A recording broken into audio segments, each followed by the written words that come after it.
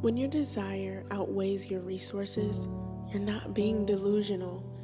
You're perceiving a vibrational blueprint that your soul is tuned to. You're being shown the version of yourself that has already aligned with that life. And now, the gap between your current reality and that future version becomes painfully obvious. This tension is what has been called the creative void. You've already stopped being who you were, but you're not quite who you're becoming yet. That awkward middle space, it's uncomfortable, but it's sacred. Here's the problem though. Quantum leaping doesn't work on hope alone. If you stay too long in that space of, I want, but I can't, you risk entering a loop that sounds like, I see what I'm meant for. I know I deserve it. I don't have what I need though. So I feel blocked and broken. I feel small. I stop taking inspired action. I self-soothe with distractions. I repeat. This is the cycle of lack-based desire, where desire increases suffering instead of activating transformation. So, how do you flip the quantum switch?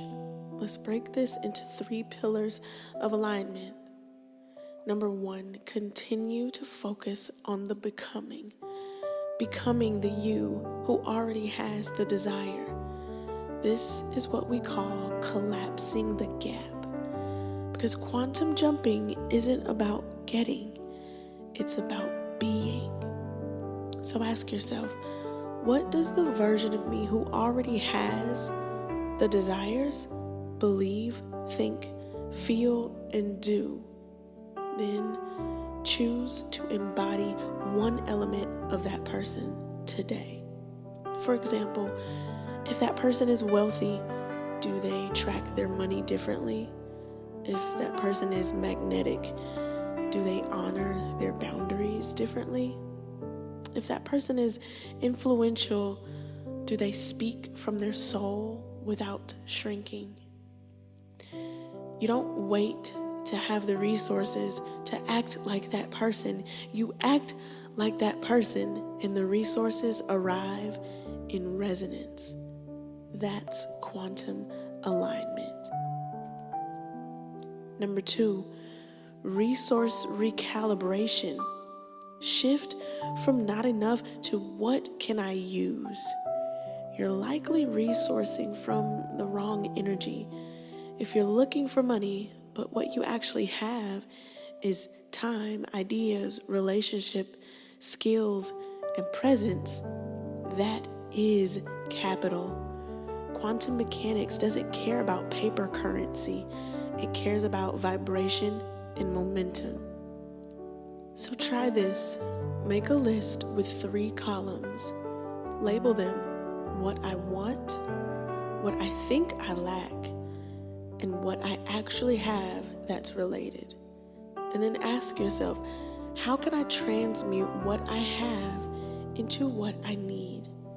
This is how creators quantum leap without money.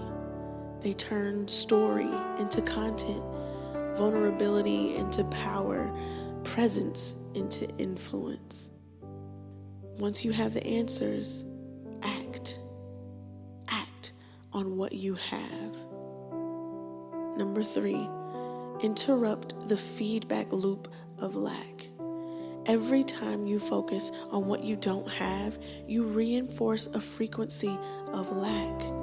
The quantum field responds not to your words or desires, but to your dominant emotional signal. Instead of, I don't have the resources I need, try, the resources I need are actively being drawn to the version of me who's already aligned. I focus on alignment. When the urge to spiral hits, use that urge as a signal. That's the moment to put on a frequency, do an embodiment practice like mirror affirmations or dancing or scripting. Create from the energy you want, not the energy you're in. And here's one last reframe to sit with. Desire without resources is not proof of limitation. It is proof of vision. The gap is the womb, and you are mid-birth. You are not late. You are not wrong.